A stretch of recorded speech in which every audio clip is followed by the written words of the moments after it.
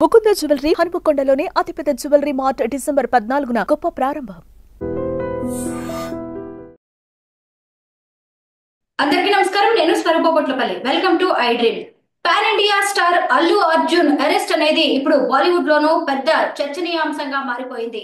ఒక సినిమాకి అవసరానికి మించి హైప్ క్రియేట్ చేయడం వల్లే ఓ నిండు ప్రాణం బలైందనే ఆరోపణలు అలాగే వాదనలు వినిపిస్తూ ఉన్నాయి.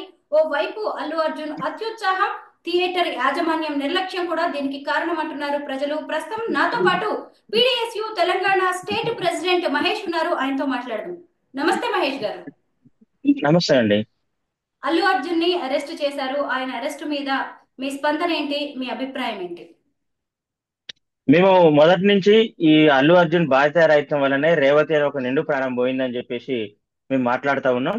ఇప్పటికైనా వారం రోజుల తర్వాత పోలీసులు అల్లు అర్జున్ ని అరెస్ట్ చేయడం అనేది మేము మంచి పరిణామంగానే భావిస్తూ ఉన్నాం. ఎందుకనంటే మిడ్ నైట్, అదే ప్రీమియర్ షో, వేలాది మంది అక్కడ అభిమానులు ఉన్నప్పుడు బాధ్యత గల హీరోగా అక్కడికి రాకుండా ఉండి తొక్కిసలాట జరగకుండా చూడాల్సినటువంటి అల్లు అర్జున్ బాధ్యతారాహిత్యంగా వ్యవహరించడం వల్ల అక్కడికి రావడం వల్లనే అక్కడ నిండు ప్రాణం రేవతి బలైపోయిందని చెప్పేసి మేము భావిస్తా ఉన్నాం. కాబట్టి ఇప్పుడు పోలీసులు అరెస్ట్ చేయడమే కాదు, ఈ ఈ కేసుని మొత్తం సమర్థవంతంగా పోలీసులు నిర్వహించాలి, విచారణ చేయాలి. అదేవిధంగా కోర్టులో కూడా ప్రభుత్వం ప్రాసిక్యూషన్ ని చాలా బలంగా వినిపించాలని చెప్పేసి మేము భావిస్తా ఉన్నాం. అట్లా నిందితులకు శిక్ష పడే విధంగా చేయాలని చెప్పేసి మేము ప్రభుత్వాన్ని కానీ పోలీసులు కానీ డిమాండ్ చేస్తా ఉన్నాం. మహేష్, ఇప్పుడు అల్లు అర్జున్ మీద నాన్ బెయిలబుల్ సెక్షన్ల కింద కేసులు నమోదయ్యాయి. ఇప్పుడు 105 అనే సెక్షన్ ప్రకారం హత్యాయత్నం, అలాగే 118 కింద నేరాన్ని ప్రేరేపించడం, ఈ రెండు సెక్షన్ల కింద ఆయనకి కేసు నమోదైంది. అది గనక నేరం రుజువైతే 5 నుంచి 10 ఏళ్ల వరకు శిక్ష పడే అవకాశం ఉంది అల్లు అర్జున్ కి. ఇందులో అల్లు అర్జున్ తప్పేంటంటారు? అల్లు అర్జున్ తప్పు ఏంటంటే మొదటి నుంచి ఈ సినిమా మీద భారీ ఒక అంచనాలు క్రియేట్ చేశారు.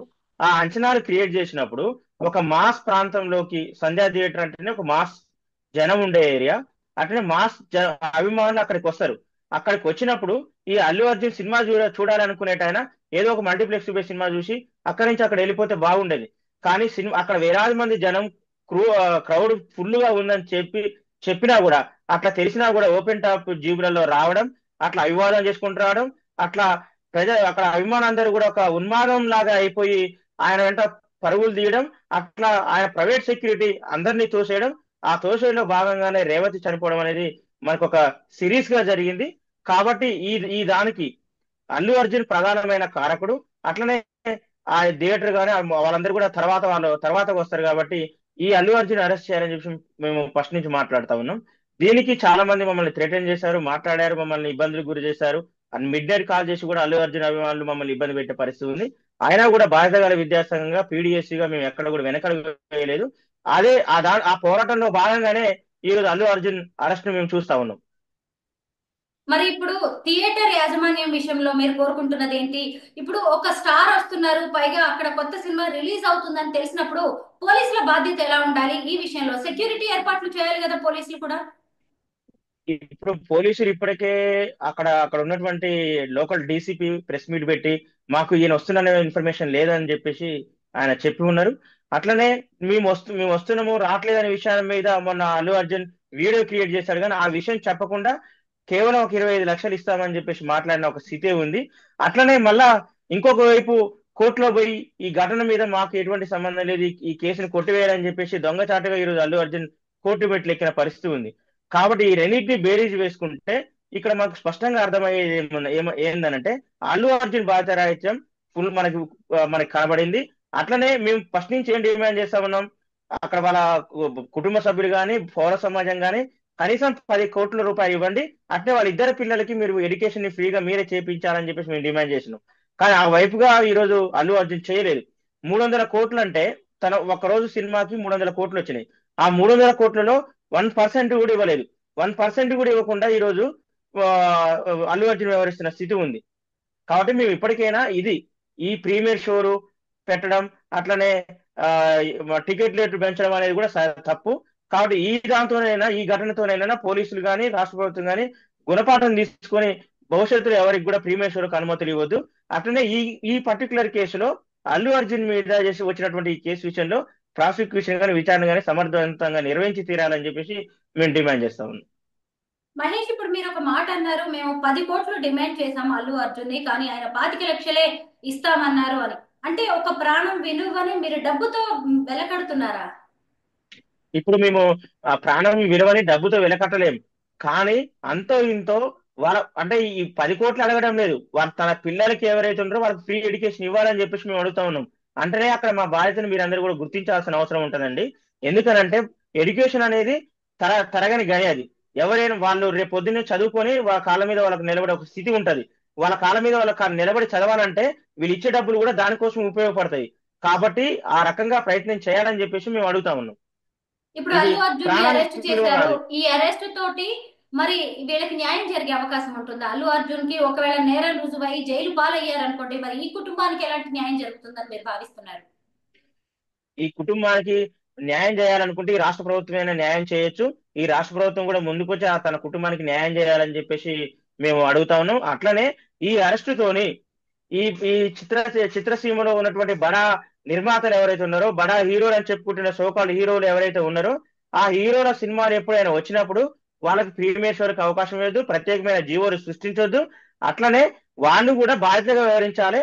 ఆ బాధ్యత వివరించడం కోసం ఒక కనువిప్పుగా ఈ అరెస్ట్ ఉపయోగపడుతుంది అని చెప్పేసి మేము భావిస్తా ఉన్నాం. ఆల్రెడీ ప్రభుత్వం ప్రకటించింది, ఇక మీదట కొత్తగా రిలీజ్ అయ్యే ఏ సినిమాలకు కూడా బెనిఫిట్ షోస్, స్పెషల్ షోస్ అంటూ ఉండవు, రెగ్యులర్ షోసే ఉంటాయి, వెళ్ళి అలాగే సినిమాలు చూడాలి అని. దీని మీద మీరేమంటారు? ఇప్పుడు మేము మాకు ఒక అనుమానం ఏముందండి అంటే, ఇప్పుడే మన దిల్ రాజు కూడా ఇప్పుడు సినీ కార్పొరేషన్ కి చైర్మన్ గా పెట్టారు. ఆయన సినిమానే game changer. Game changer cinema మరి వస్తది. అప్పుడు వచ్చినప్పుడు ఇదే స్టాండ్ తో ఉంటారా ప్రభుత్వాలు ఎప్పుడు కూడా అప్పటికప్పుడు తన స్టాండ్ మార్చుకుంటున్న ఒక స్థితి ఉంటది. వాళ్ళు ఎప్పుడు ఏం మాట్లాడతారో ఒక తెలియని స్థితి ఉంటది. కాబట్టి చాలా ప్రెజర్ తోని ఈ రోజు అల్లు అర్జున్ అరెస్ట్ చేసిన స్థితి ఉంది. కాబట్టి ఈ అరెస్టు అట్లనే ఈ మొత్తం ఘటన మొత్తం బడా సోకాళ్ళు, బడా నిర్మాతలు, అదేవిధంగా బడా హీరోలు ఎవరైతే ఉన్నారో వాళ్ళ సినిమాలు వచ్చినప్పుడు సమాజం పట్ల బాధ్యతగా ఉండడం కోసం, సమాజం పట్ల సెక్యూరిటీకి రక్షణ కల్పిస్తూ ఉండడం కోసం ఒక కనువిప్పుగా మాత్రమే ఉంటది అనేది మేము తెలియజేస్తా ఉన్నాం ఈ అరెస్ట్ ని. ఒకవైపు అల్లు అర్జున్ వైపుని నుంచి చూస్తే ఆయనది తప్పు, థియేటర్ యాజమాన్యాన్ని తప్పు అనే వర్గం ఒకటి ఉంటే, ఇటు అంత అర్ధరాత్రి పిల్లల్ని తీసుకొని బెనిఫిట్ షో సినిమాకి వెళ్ళడం అవసరమా అని అడుగుతున్న వాళ్ళు, ప్రశ్నిస్తున్న వాళ్ళు కూడా ఉన్నారు. అంటే రేవతి అనే మహిళ తన ప్రాణాన్ని తానే పోగొట్టుకునే దాకా తెచ్చుకుంది, రేపు పిల్లాడి ప్రాణాన్ని కూడా బలిగా పెట్టారు అనే విమర్శలు వస్తున్నాయి. అసలు ఒక సినిమా రిలీజ్ అయినప్పుడు ఓ ప్రేక్షకుడు ఎంత బాధ్యతగా వ్యవహరించాలి, ఎంత వరకు ఆయన లిమిట్స్ ఉండాలి? ఇక్కడ సెల్ఫ్ రిస్ట్రిక్షన్స్ ఉండొచ్చండి, ఉండాలి కూడా. అంటే తన పిల్లల్ని తీసుకువెళ్ళేటప్పుడు తను కూడా బాధ్యతగా వివరించాల్సిన అవసరం ఉంటది. కానీ ఈ సినిమాకి హైప్ ఎలా క్రియేట్ చేశారు, పాన్ ఇండియా లెవెల్ అని, అన్ని కోట్లని, ఇన్ని కోట్లని, అదని ఇదని చాలా పెద్ద ఎత్తున విపరీతమైనటువంటి ఒక పబ్లిసిటీ చేశారు. ఆ దానిలో భాగంగానే తన పిల్లలు ఒక మెస్మరైజింగ్ కి లోనై తన పేరెంట్స్ ని కూడా ఒత్తిడికి గురి చేస్తూ సినిమా తీసుకోమని చెప్పేసి అడిగిరని చెప్పేసి వాళ్ళ నాన్న మనకి చాలా ఇంటర్వ్యూస్ లో చెప్పాడు. అంటే ఇక్కడ ఎవరిది తప్పు? అంటే ఈ పబ్లిసిటీ చేసిన వాళ్ళది తప్ప, లేకపోతే పబ్లిసిటీకి లోనే వాళ్ళది తప్ప? ఇంత పెద్ద ఎత్తున దీనికి హైప్ క్రియేట్ చేయాల్సిన అవసరం ఏమొచ్చింది? సినిమా మంచిగా ఉంటే అందరూ వచ్చి చూస్తారు కదా. అట్లా కాకుండా ఈ రోజు ఒక పథకం ప్రకారం ఒక హైప్ క్రియేట్ చేయడం కోసం, అంటే ఇక్కడ దుర్బుద్ధి ఏంటంటే వీళ్ళు పెట్టిన సినిమా మీద పెట్టుబడిని ఒక 2-3 రోజుల్లోనే అభిమానుల నుంచి, లేదంటే థియేటర్ లో టికెట్లు పెంచడం ద్వారా వీళ్ళు ఒక కొల్లగొట్టాల, ఒక 2-3 రోజుల్లోనే వీళ్ళు పెట్టిన పెట్టుబడి మొత్తం కూడా తిరిగి రావాలి, ఆ తర్వాత ఆడే సినిమాలు మొత్తం కూడా వేల కోట్ల రూపాయలు మీరు లాభాలు ఆర్జించాలి అని ఒక దుర్బుద్ధితోని ఈ మొత్తం జరుగుతా ఉంది. దీన్ని మనం ఫస్ట్ మాట్లాడాలి. ఆ తర్వాత పేరెంట్స్ యొక్క బాధ్యత గురించి మాట్లాడాలి. ఇట్లా చేయకుండా ఓన్లీ పేరెంట్స్ గురించి మాట్లాడితే మరి రేవతినేమో పోయిందా? అదే అదే అదే సినిమాకి బయటకు వస్తున్నటువంటి అనేక మంది మహిళలు, యువకులు అందరూ బయటకు వచ్చారు. వాళ్ళందరూ సినిమా చూశారు కదా. మరి దాన్ని మనం ఏమనుకోవాలి? కాబట్టి ఓన్లీ రేవతినే తప్పు చేసే ఒక ప్రయత్నం కూడా జరుగుతూ ఉంది. కాబట్టి ఆ రకంగా చర్చ జరగాల్సిన అవసరం అది కాదు. ముందు చర్చ జరగాల్సింది ఈ హైప్ క్రియేట్ చేసిన దాని మీద చర్చ జరగాలి. మహేష్, కొంతమంది హీరోలకే ఇలాంటి హైప్ అనేది కనిపిస్తోంది. ముఖ్యంగా అసలు ఈ బెనిఫిట్ షోస్ అంటూ, తర్వాత early morning shows, mid night shows, ఈ అర్ధరాత్రిలో షోస్ ఏంటి ఇవన్నీ? అసలు ఈ స్పెషల్ షోస్ ఏంటి, ప్రీమియర్ షోస్ ఏంటి? పైగా ఆ పేరుతో విపరీతంగా టికెట్లు రేట్లు పెంచేయడం, దీన్ని ఎలా చూడాలి? ఇక మీదటైనా ఎలాంటి జాగ్రత్తలు తీసుకోవాలి? ఇప్పుడు గతంలో మా చిన్నప్పుడు సినిమాకి వెళ్తే అక్కడ ఉన్న బ్లాక్ టికెట్లు అమ్మితే పోలీసు వాళ్ళు తీసుకుపోయి అరెస్ట్ చేసేదండి. కానీ ఇప్పుడు ప్రభుత్వమే బ్లాక్ టికెట్లు జీవోలు ఏర్పాటు చేసి అమ్మిస్తున్న ఒక స్థితిని మనం చూస్తా ఉన్నాం. ఈ రోజు సినిమాటోగ్రఫీ చట్టాన్ని చూసుకున్నా కూడా ఉదయం 10 గంటలకి, 2 గంటలకి, 6 గంటలకి, 9 గంటలకి మీరు సినిమాను ఆడించవచ్చు అనేది ఒక చట్టం ఉంటది. కానీ అవి మొత్తం కూడా తుంగలో దొక్కేస్తూ నిర్మాతలు, అదేవిధంగా పొలిటికల్ గా వాళ్ళకు వస్తున్నటువంటి ప్రజలతోని నిర్మాతల యొక్క నిర్మాతలు వాళ్ళకు ఉన్నటువంటి పలుకుబడిని ఉపయోగించుకొని ఈ ప్రీమియర్ షోలు పెట్టి అర్ధరాత్రి సినిమాలు ఆడించి రేవతి లాంటి వాళ్ళని బలి తీసుకుంటున్న ఒక స్థితి ఉంది. కాబట్టి ఒకప్పుడు మనం బ్లాక్ టికెట్లు అమ్మితే అరెస్ట్ చేసే దగ్గర నుంచి ప్రభుత్వమే బ్లాక్ టికెట్లు అమ్మించే ఒక స్థితి వైపు ఈ రోజు పోతున్న ఒక స్థితిని మనం చూస్తా ఉన్నాం. కాబట్టి దీన్ని అభిమానులు కూడా అర్థం చేసుకోవాలి. ఈ రోజు రేవంత్ మన ఈయన అల్లు అర్జున్ అభిమానులు మమ్మల్ని చాలా పెద్ద ఎత్తున థ్రెటన్ చేస్తున్న ఒక స్థితి ఉంది. ఫస్ట్ వాళ్ళు మనుషులు, వాళ్ళకి అమ్మ నాన్న ఉన్నారు, వాళ్ళకి తల్లి బిడ్డలు చెల్లెలు ఉండొచ్చు. కాబట్టి ఈ హీరో తర్వాత పక్కన పెడతాం మనం. ఆ హీరో ఈ టైంకి ఫ్రీగా సినిమా ఇవ్వాలి కదా, మరి అట్లా ఇవ్వకుండా ఉన్న టికెట్ కూడా సినిమా ఇవ్వకుండా 3,000 నుంచి 4,000 రూపాయలు టికెట్ అమ్ముకుంటారా? ఇది ఎక్కడి దౌర్భాగ్యం? ఇది ఎక్కడ విమానం? ఇది పిచ్చ విమానంగా ఈరోజు మనకు కళ్ళ ముందు కనపడుతున్న ఒక స్థితి ఉంది. ఇంకొక వైపు చూసినప్పుడు దీపావళికి రిలీజ్ అయిన లక్కీ భాస్కర్, అమరన్, కా సినిమాలు బ్లాక్ బస్టర్స్ గా నిలిచాయి. ఎలాంటి ప్రచార ఆర్భాటం లేకుండా ఈ సినిమాలు వచ్చాయి. అంటే కథలో దమ్ము లేనప్పుడే ఇలాంటి ఎక్కువగా హైప్ క్రియేట్ చేసి డబ్బులు సొమ్ము చేసుకోవాలని చూస్తున్నారంటారా? అంతే కదండి. ఇప్పుడు మీరు చెప్పిన సినిమాలతో పాటు మన తెలంగాణ సినిమా బలగం అనే సినిమా కూడా వచ్చింది. బలగం సినిమాకి ఎవరైతే క్రియేట్ చేశారండి? ఊర్లలో తెరలు పెట్టుకొని వాళ్ళే స్వచ్ఛందంగా సినిమా చూసిన ఒక స్థితి ఉంది. అంటే ఈ సినిమా ఏమి సమాజం ఉద్ధరించడం కోసం తీసిన సినిమా కాదు. అట్లనే మానవ సంబంధాలని దగ్గర చేయడం కోసం, బలం చేయడం కోసం తీసిన సినిమా కాదు. ఈ సినిమా ఒక ఎర్రచందనం దొంగ ఎట్లా తన రూలింగ్ లోకి వచ్చిన తీసుకురావచ్చు ఒక సినిమా. అది కూడా ఒక మంచి సినిమా. ఇది సమాజానికి ఒక మంచి సినిమా ఏం కాదు. అట్లాంటి దాన్ని ఇట్లా హైప్ క్రియేట్ చేసి దాన్ని చూపించడానికి, అంటే సమాజం మీకు ఒక ఉన్మాదాన్ని ఎత్తడం కోసం చేసిన ఒక స్థితి ఉంది. కాబట్టి దీన్ని బాధ్యత గల పౌరులుగా, విద్యార్థులుగా, అభిమానులుగా మేము అర్థం చేసుకోవాలని చెప్పేసి ఈ సందర్భంగా మేము కోరుతా ఉన్నాం. మహేష్, అసలు ఓ 2 రోజుల్లోనే 400 కోట్లు కొల్లగొట్టేయాలి, లేదంటే రికార్డ్స్ తిరగ రాసేయాలి, మనల్ని మనం ఒక పెద్ద పాన్ ఇండియా స్టార్ గా నిరూపించుకోవాలి, మిగతా హీరోస్ కి సవాల్ చేయాలి అని ఇలాంటివి ఎక్కువగా కనిపిస్తున్నాయి. గతంలో ఓ సినిమా విషయంలో ఇలాంటివి కనిపించేవి కాదు. ఇక మీదటైనా ఎలాంటి మార్పులు రావాలి ఇండస్ట్రీలో? సినిమా అనేది ప్రజల కేంద్రంగా ఉండాలి, ప్రజల సంస్కృతి కేంద్రంగా ఉండాలి, ప్రజల యొక్క శ్రమ కేంద్రంగా ఉండాలని చెప్పేసి మేము పీడిఎస్ విద్యాసంఘంగా మేము భావిస్తా ఉన్నాం. ప్రజల యొక్క శ్రమిక జీవన సౌందర్యాన్ని ప్రతిబింబించే విధంగా ఉండాలి, ప్రజల యొక్క సంబంధాన్ని మెరుగుపరిచే విధంగా ఉండాలి సినిమాలు అనేవి. ప్రజా సంబంధాన్ని, స్నేహపూర్వక సంబంధాన్ని పెంపొందించే విధంగా ఉండాలి. ఈ రోజు మనం పుష్ప 2 సినిమా తీసిన థియేటర్లలో ఆడోళ్ళు అసలుకి పూనకాలు వస్తున్నాయి. పూనకాలు వచ్చి వాళ్ళు కొట్టుకుంటూ గిలగిలా కొట్టుకుంటున్న ఒక స్థితి ఉంది. అంటే దీనికోసమా మనం సినిమా తీసేది? సినిమాలు అనేవి గతంలో సినిమాలు తీస్తే పల్లె ప్రజలు ట్రాక్టర్లు కట్టుకొని స్వచ్ఛందంగా సినిమాలు చూసి వచ్చిన ఒక స్థితి ఉంది. ఆ వైపు కాకుండా ఈ పాన్ ఇండియా అనే దాంట్లో పడిపోయి కోట్ల రూపాయలని వాటికి వీటికి తగలేసి మళ్ళా దాన్ని ప్రజల నుంచి పిండుకోవడం కోసం, ఒక దుర్బుద్ధిని క్రియేట్ చేయడం కోసం ఇది వస్తూ ఉంది. కాబట్టి అటువైపుగా మనం ఆలోచించాలి. నేను ఫస్ట్ నుంచి చెప్తా ఉన్నా, వీళ్ళందరూ హీరోలేం కాదు, వీళ్ళందరూ పెద్ద జీరోలుగా మన ముందు కనబడుతున్న ఒక స్థితి ఉంది. కాబట్టి నిజమైన హీరోలు ఈ దేశంలో చాలా మంది ఉన్నారు.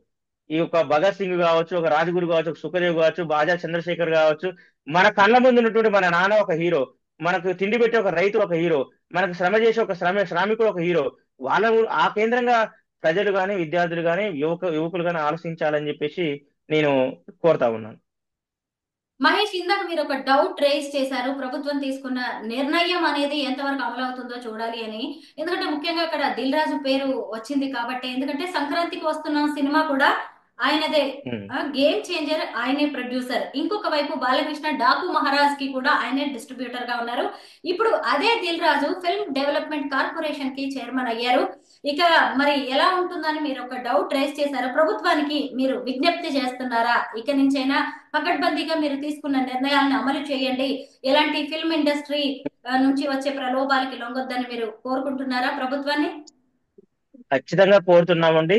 కోమటిరెడ్డి వెంకరెడ్డి గారు ఆల్రెడీ ప్రకటించి ఉన్నారు. ఆ తర్వాతనే ఈయన ఫిల్మ్ కార్పొరేషన్ చైర్మన్ ఆయన ఒక జీవో కూడా వచ్చింది. తను కూడా నియామకం ఒక స్థితి ఉంది. ఎవరు ఏదున్నా కూడా చట్టం ముందు అందరూ సమానమే.